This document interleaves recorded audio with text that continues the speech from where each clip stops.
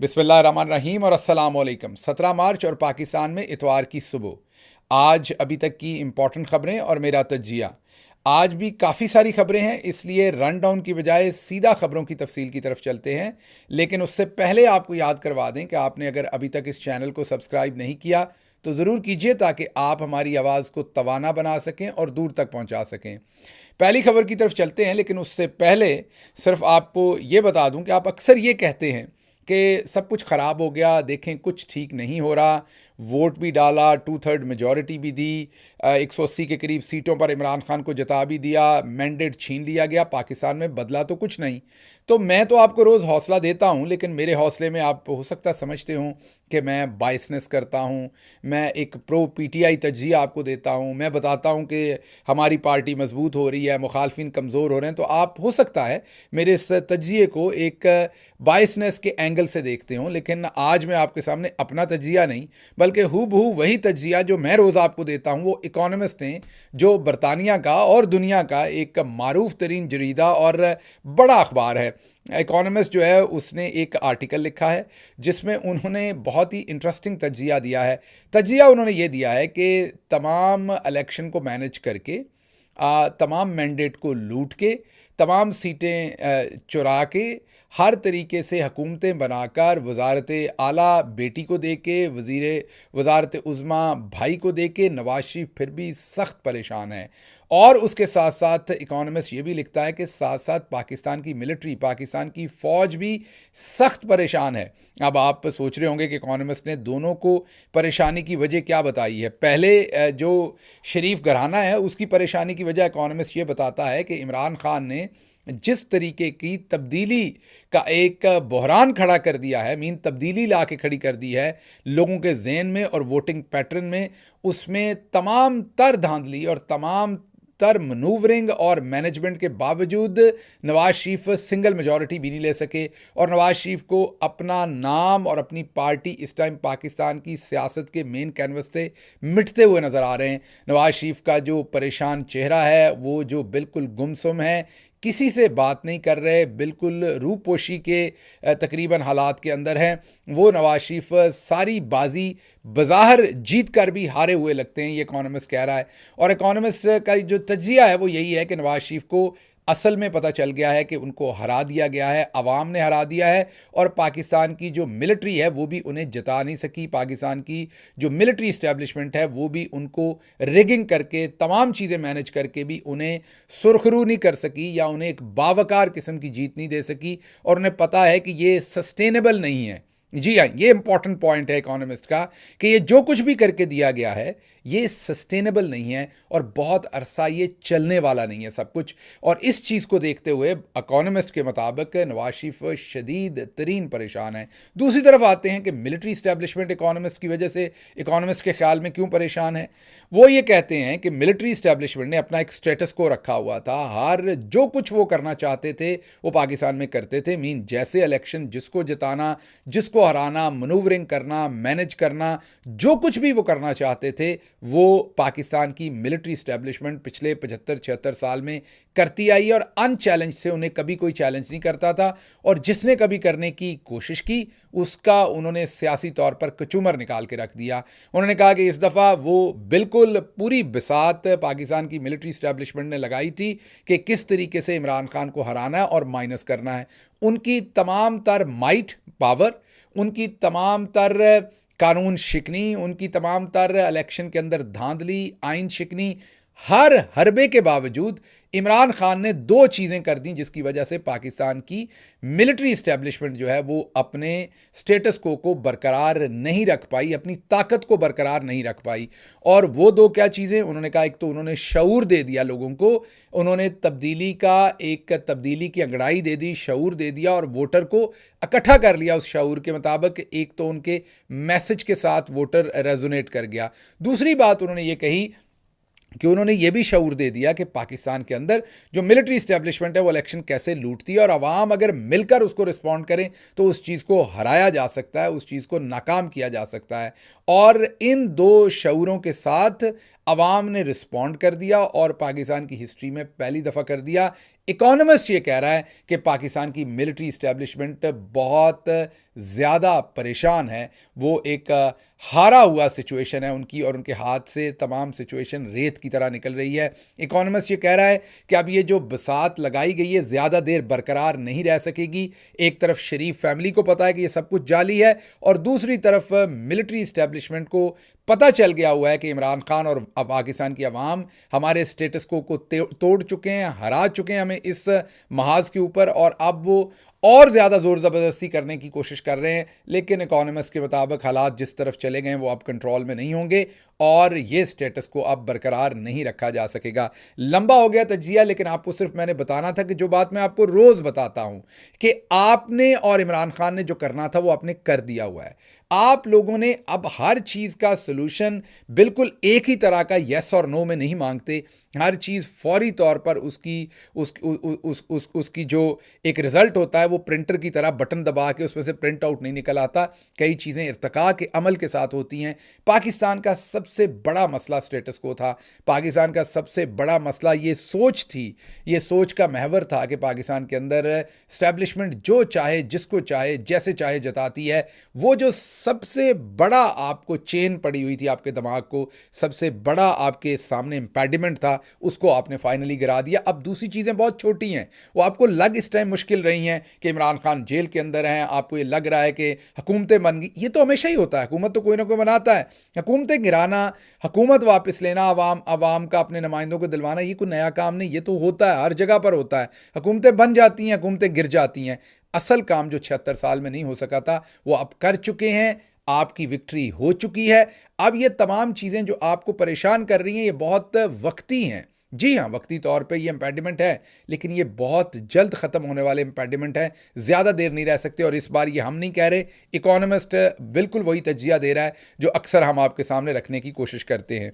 अच्छा जी, वो जो हुकूमत आई थी, दूसरी खबर आपके सामने रखते हैं, जिन्होंने कहा था कि हमने 300 यूनिट गरीबों के फ्री करने हैं। उन्होंने हाल ही में पहले शायद 7-8 रुपये बिजली महंगी की, फिर 15 रुपये यूनिट और महंगी की। और हम आपको बता चुके हैं पहले ही कि पाकिस्तान का जो खिता है इर्द गिर्द का, वहाँ पर बिजली के रेट्स दूसरे मुल्कों के क्या हैं और पाकिस्तान के क्या हैं। लेकिन अब IMF से जो मुआहदा हो रहा है उसमें ये बात अग्री कर ली गई है कि बिजली के नर्ख जो हैं, जो रेट हैं, वो और ज़्यादा बढ़ाए जाएंगे। जी हाँ, 200-2.25 बिलियन रुपया जो है वो आपकी जेब से पूरा किया जाएगा फौरी तौर पर। अब आप सोच लीजिए कितने रुपए फ़ी यूनिट बढ़ेगा। ऑलरेडी हम आपको बता चुके हैं कि पाकिस्तान का जो रीजन है उसमें हिंदुस्तान और बांग्लादेश में 2.25 रुपये के करीब, पाकिस्तानी 2.25 रुपये के करीब, पाकिस्तानी करेंसी में कन्वर्ट करके 2.25 से 2.5 रुपये के दरमियान में फ़ी यूनिट बिजली का जो है वो बांग्लादेश और हिंदुस्तान के लोगों को मैसर है। इसी तरह 8 रुपये और 11 रुपये ये ईरान और अफ़गानिस्तान के लोगों को बिजली का फ़ी यूनिट पाकिस्तानी रुपयों में 8 से 11 रुपये में इन दो मुल्कों के अंदर मैसर है। अब आप सोच रहे होंगे कि पाकिस्तान में किस तरह मैसर है। ये तमाम अज़ाफ़े, जो तीनों अज़ाफ़े हुए हैं, इनसे पहले पिछले साल ये गर्मियों में, ये जो अभी गर्मियाँ गुजरी थी, इनमें 74 रुपीज़, जी हाँ 74 रुपये फ़ी यूनिट टैक्स और सारी चीज़ें डाल के आपको पे करने पड़े। अभी जो अजाफा हो गया है उसके मुताबिक 100 रुपये फ़ी यूनिट या 90 रुपये फ़ी यूनिट जो है वो तकरीबन बिजली जो है वो पहुंच चुकी। अब जो अगला अजाफा होगा, लग रहा है कि ये 100 रुपये बड़े आराम से क्रॉस कर जाएगी फ़ी यूनिट। तो कहाँ 2 से 2.5 रुपये फ़ी यूनिट हिंदुस्तान और बांग्लादेश में, ये तमाम फिगर्स मैं पाकिस्तानी रुपयों में दे रहा हूँ ताकि एक जैसा हिसाब रहे। और कहाँ ईरान और अफ़गानिस्तान में 8 से 11 रुपये, और कहाँ अब आप 100 रुपये से ज़्यादा फ़ी यूनिट बिजली का अदा करेंगे। ये वो लोग हैं जो कहते थे कि हमने 300 यूनिट वालों को फ्री बिजली देनी है। और यहाँ पर आपने याद ये रखना है कि ये जो इतनी महंगी बिजली पूरे खित्ते से ज़्यादा आप ख़रीद रहे हैं और पे कर रहे हैं, ये इन्हीं के किए हुए वो तमाम एग्रीमेंट्स हैं, ये इन्हीं के लाए हुए वो प्लांट हैं, इन्हीं में किकबैक्स खाई गई थी, इन्हीं में सारी करप्शन की गई थी। ये तमाम चीज़ें वो हैं, और इन्हीं के ऊपर जब इमरान खान एक्शन लेने लगा था तो जनरल बाजवा ने उसके अंदर रुकावटें डाली थी और वो एक्शन नहीं लेने दिए गए थे। अच्छा जी, अगली खबर आपके सामने रखते हैं।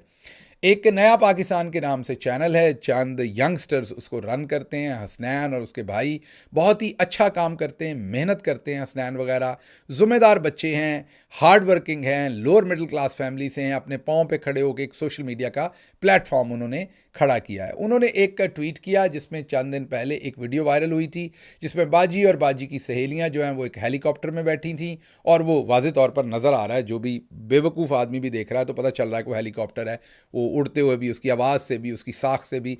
तो उन्होंने लिखा कि हेलीकॉप्टर की सैर। अब उन्होंने कुछ नहीं लिखा कि ये हेलीकॉप्टर की सैर कब हो रही है, किस महीने में हो रही है, कहाँ से कहाँ की हो रही है, सरकारी की हो रही है, प्राइवेट की हो रही, कोई चीज़ नहीं लिखी। सिर्फ ये लिखा हेलीकॉप्टर की सैर, जिसमें 3 सहेलियाँ पीछे बैठी हैं, सामने मियाँ नवाज शरीफ साहब बैठे, वो तीनों हम मुस्कुरा रही हैं मेरी बाजियाँ, और नवाज शरीफ साहब का मुंह सूजा हुआ है। हस्बे तौफीक कम ही हंसते हैं वो। मेरा ख्याल है कि वो तभी वो इंटरेक्ट कम ही करते हैं तो सिर्फ खाने के साथ ही करते हैं, जो मुझे लगता है। बहरहाल वो बैठे हुए हैं, इन्होंने ये ट्वीट कर दिया। उसके फ़ौरन बाद पंजाब की जो इस टाइम वज़ीर इत्तलात हैं, वो उसके ऊपर लिखती हैं कि ये जहाज़ है, आपने इसे हेलीकॉप्टर कैसे कह दिया, ये हम आपको दिखा रहे हैं। वो कहती हैं कि आपने हेलीकॉप्टर, जहाज़ को हेलीकॉप्टर कह दिया, हालांकि वो हेलीकॉप्टर है, सबको नज़र आ रहा है। पता नहीं क्या मतलब, कौन लोग हैं ये, क्या कर रहे हैं। बहरहाल क्योंकि वज़ीर साहबा हैं, आजकल वजारत है, और वो मेरी बहन बोलती है ऐसे जैसे मशीन में कुछ फंस जाए, ची ची ची ची ची ची ची, इतनी स्पीड से करती हैं कि मुझे उनके जो शौहर हमारे भाई हैं, उनको मुझे 21 तोपों की सलामी देने को दिल करता है कि हौसला है। तो बहरहाल उन्होंने कहा कि जी ये हेलीकॉप्टर जो है, ये हेलीकॉप्टर कह दिया है जहाज़ को, तो ये तो जहाज़ है, और झूठ फैलाया जा रहा है, और इसके ख़िलाफ़ अब हम कानूनी कार्रवाई करेंगे। और अब आप ज़रा सोचिए, बंदर के हाथ जब माचिस आती है तो होता क्या है। आपकी और मेरी बाजी जो इस टाइम चीफ मिनिस्टर हैं, चोरी शुदा मैंडेट के ऊपर चीफ मिनिस्टर मतलब चीफ मिनिस्टर लगाया हुआ है, उनको इतनी अकल नहीं है कि शी इज़ द झूठी सही जैसी भी chief executive of the province, वो ट्विटर के ऊपर आके अपनी वजीर को कह रही हैं कि इसके खिलाफ फौरन एक्शन लो, साइबर क्राइम के अंदर इसका मुकदमा करो, और इसको ये करो और इसको वो करो। अब आप ये सोचें कि किस हद तक ये लोग चले गए हैं कि ये ट्विटर के ऊपर ऐसा फैसला साजी कर रहे हैं जहां पर कुछ नहीं हुआ। उन्होंने सिर्फ हेलीकॉप्टर की सैर लिखी है, और उसके ऊपर धमकियां, ये धमकी होगी ना, और कौन बोलेगा इसके बाद कि अगर आपके सूबे की चीफ मिनिस्टर, जिसके पास पूरी पावर हो, ट्विटर के ऊपर ये कर रही हो। और कनीज आगे से कहती है जी ऑन इट, बाजी जी मैं बिल्कुल इसके ऊपर, वो काम वाली नहीं होती जैसे कि जी उसके ऊपर कोई आर्गूमेंट नहीं है, ये भी नहीं सोच रही। दोनों मेरी बेवकूफ़ बाजियां ये नहीं सोच रही कि आप किस चीज़ पर क्या करेंगे उसके ऊपर। वो कह रहा है हेलीकॉप्टर की सैर, वो हेलीकॉप्टर भी है, अंधे को नज़र आ रहा है, वो सैर भी हो रही है, उसमें उसने क्या झूठ लिख दिया, क्या बोल दिया कि आप उसके ऊपर एक्शन ले सकेंगे। आप नहीं ले सकेंगे कानून के मुताबिक, लेकिन इससे ये पता चलता है कि कितनी फ़रौनियत है और कितनी बेवकूफ़ी है, गुस्सा भरा हुआ है दिमाग में। मीन अकल नाम की कोई चीज़ नहीं है, और अल्लाह ने कहाँ पहुँचा दिया है, जिस भी तरीके से पहुँचा दिया, लेकिन कहाँ पहुँचा दिया, लेकिन अकल नहीं दी, इसके ऊपर मायूसी हो रही है। और दूसरी तरफ इनके वो जो डंटोनक साहब हैं, उन्होंने चंद दिन पहले बयान दे दिया कि पाकिस्तान तहरीक इंसाफ ने एक ख़त लिख दिया है यूरोपीय यूनियन को कि पाकिस्तान का जो GSP प्लस स्टेटस है वो ख़त्म किया जाए। अब यूरोपीय यूनियन ने कह दिया है कि नहीं, ऐसा कोई ख़त नहीं लिखा, और उन्होंने सरकारी तौर पर प्रेस कॉन्फ्रेंस करके कहा। तो क्या उनके खिलाफ झूठ फैलाने पर कार्रवाई हो सकती है? होनी चाहिए, और कोशिश करेंगे करने की भी। पाकिस्तान तहरीक इंसाफ के वकला को कहेंगे कि इसके ऊपर जाएं, क्योंकि नया पाकिस्तान पर तो नहीं हो सकती, लेकिन इन पर हो सकती है, इनके झूठ बोलने के ऊपर। अच्छा जी, अगली खबर आपके सामने रखेंगे। जावेद चौधरी साहब ने एक नया मंजन बेचा है। सिकंदर सुल्तान राजा साहब की कोई पुरानी बात सुनाई है, पुरानी, ये नई नहीं है। लोग कंफ्यूज कर रहे हैं कि पता नहीं अभी के वो वाक़यात की बात कर रहे हैं। वो रूस गए हुए हैं, वहाँ से उन्होंने इनको कोई इंटरव्यू दे दिया है, और टेस्ट वैसे उनका ठीक है इंटरव्यू देने का। उसमें उन्होंने कहा कि मुझे कभी कोई लोग मारना चाहते थे, और ये हुआ, और वो सोशल मीडिया में इस तरीके से जैसे वो मुल्क से भाग गए हैं। सोशल मीडिया ऐसे पोर्ट्रे कर रहा है कि जैसे सिकंदर सुल्तान राजा साहब मुल्क से चले गए हैं और वहाँ जाके वो ऐसे बयान दे रहे हैं। ऐसा कुछ नहीं है, पुरानी बातें सारी, पुरानी जो शराब है नई बोतल में डाल के नए तरीके से, एक तरफ कह रहे हैं इमरान खान बहुत अच्छा आदमी है, दूसरी तरफ कह रहे हैं कि वो ये हो गया वो हो गया। तो ये सब पुरानी बातें हैं, और इनके ऊपर कान ना धरिए, इन चीज़ों में कोई हकीकत नहीं है। वो और काजी साहब और चौधरी निज़ामुद्दीन मिले हुए हैं, और ये सारा कुछ उनके मिली भगत के बगैर नहीं हो सकता। और जब आप मिल के इतना आगे चले जाएं तो आप में फिर शर्मिंदगी और नदामत वाली कोई चीज़ रह नहीं जाती, ना ही आप पलट कर वापस आना चाहते हैं। तो ये जो 3 शख्सियात उनका कत्ल कराना चाहती, ये वो फलां फलां, ये सब जनरल बाजवा साहब का झूठ होगा उस वक्त, और उनको डरा कर शीशे में उतार कर जो भी काम उनसे करवाने होंगे वो करवाने के लिए, तो इनकी कोई आपको इसको जो है वो सीरियस लेने की ज़रूरत नहीं है। अच्छा जी, अगली खबर आपके सामने रखेंगे कि सनम जावेद कागजात नामजदगी जमा करवाने थे, सिग्नेचर करवाने थे, वो उनको इजाज़त नहीं दी गई। अब उनके वालिद उसके लिए जेल गए हैं, और फिर पाकिस्तान तहरीक इंसाफ ने, क्योंकि हर हलके का अब वो रिज़ल्ट एक एक करके शुरू कर रहे हैं देना, और अब उन्होंने फॉर्म 45 के मुताबिक दिखाया कि किस तरीके से अलीम खान साहब हार गए थे और उनके अगेंस्ट जो भुट्टर साहब थे वो जीत गए थे। उस हलके का पाकिस्तान तहरीक इंसाफ ने अब नतीजा जारी किया है। और एक और बड़ी इंपॉर्टेंट खबर आपके सामने रखनी है, वो है मलिका बुखारी। उनकी बहन ऑस्ट्रेलिया के अंदर इस टाइम कोमा में है, अल्लाह उनको ज़िंदगी दे, लेकिन उनकी हालत बहुत ही नाजुक है जो हमें पता चला है। और मलिका बुखारी का नाम भी नो फ्लाई लिस्ट के ऊपर गैर कानूनी तौर पर डाला हुआ था, कोई कानून किसी मंतक की वजह से नहीं डाला हुआ था, तो वो बाहर नहीं जा सकती थी। उन्होंने इसके ऊपर ट्वीट किया तो अब बाजी मरियम ने इसके ऊपर, हालांकि ये गैर कानूनी, पहले तो माफ़ी मांगनी चाहिए स्टेट को कि उनका नाम क्यों डाला हुआ था, और वो अपनी, मैं कहना नहीं चाहता लेकिन उनकी बहन अपनी आखिरी सांसों पे है, अल्लाह खैर उनको ज़िंदगी दे, हमारी दुआ है, लेकिन बहुत ही बीमार हैं। तो उनको बजाय इसके कि स्टेट उनसे माफ़ी मांगे कि हमने आपको इतना परेशान किया, नहीं जाने दिया, उसके ऊपर मरियम बाजी जो हैं उन्होंने एक्शन लिया और कहा कि उनका नाम निकाल दें। और मरियम बाजी, हालांकि उनका कोई लेना देना नहीं नो फ्लाई लिस्ट के, वो चीफ मिनिस्टर हैं, ये फेडरल गवर्नमेंट का होता है, लेकिन बहरहाल उनके कहने पर फ़ौरन, क्योंकि वो किसी कानून के तहत तो डाला नहीं था, टेलीफोन पर ही डाला था, टेलीफोन पर निकल गया, तो अब मलिका बुखारी साहबा को जाने की इजाज़त मिल गई है। लेकिन साथ ही उन्होंने इस चीज़ को अपनी सियासत के लिए इस्तेमाल करना शुरू किया, जिस पर फिर मलिका बुखारी साहबा ने कहा कि ये मेरी बहन की ज़िंदगी और मौत का मामला है, मेरा हक था मुल्क से बाहर जाना, इसको आप अपनी सियासत के लिए क्यों इस्तेमाल कर रहे हैं। तो एक ये डेवलपमेंट थी, ये आपके सामने रखनी थी। अच्छा जी, एक ट्वीट हुआ, ऐसे ही दुरुस्त ट्वीट नहीं था, किसी मज़ारे के बारे में कि मज़ारा करना चाहिए या नहीं ज़मान पाक से रिलेटेड, और वहाँ पर पुलिस पहुँच गई। इतनी सेंसिटिविटी है कि ट्वीट के ऊपर वहाँ पुलिस पहुँच जाती है, और फिर हमें बताते हैं कि 9 मई को ये पुलिस नहीं पहुँच सकी थी, ये मंजन बेचते, मतलब एक गलत या सही ट्वीट होता है और वहाँ पर लोग पहुँच जाते हैं फ़ौरन से, लेकिन ये हमें मंजन बेचा जाता है कि 9 मई वाले दिन ये पुलिस जो है वो नहीं पहुंच सकी थी। अच्छा जी, 2-3 चीज़ें आपके सामने रखनी है, आपके कमेंट्स, आपकी फीडबैक, उनको शामिल करते हैं।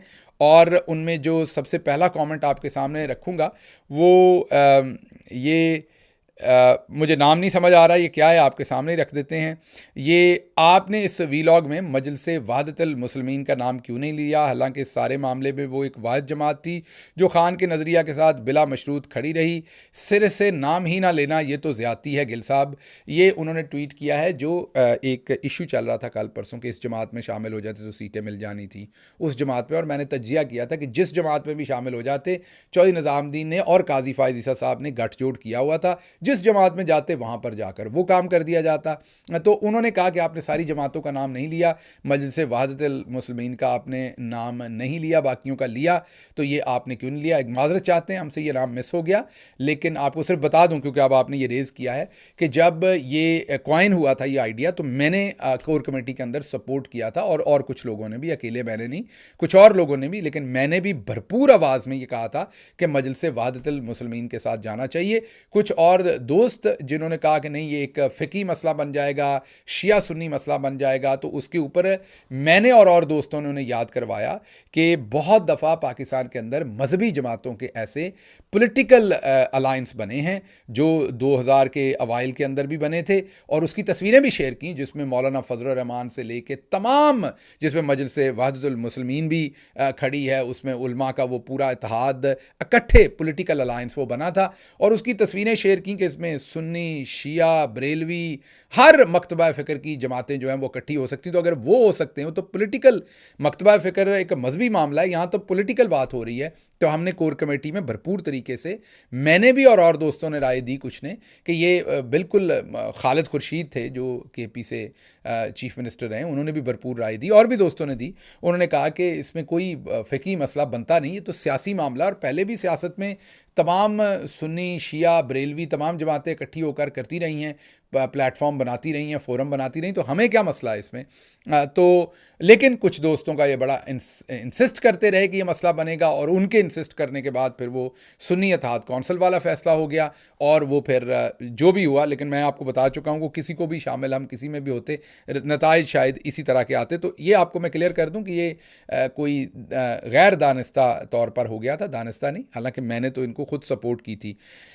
अच्छा जी, दूसरी खबर जो है शाहिद बेग साहब ने कही है, और उनका जो कहना है वो, डॉक्टर साहब ये आपने क्या छोड़ी है, why can't you point out a wrong action with the right way, is this bread and butter more important than the principle stance, sad to learn it from you, you disappointed me,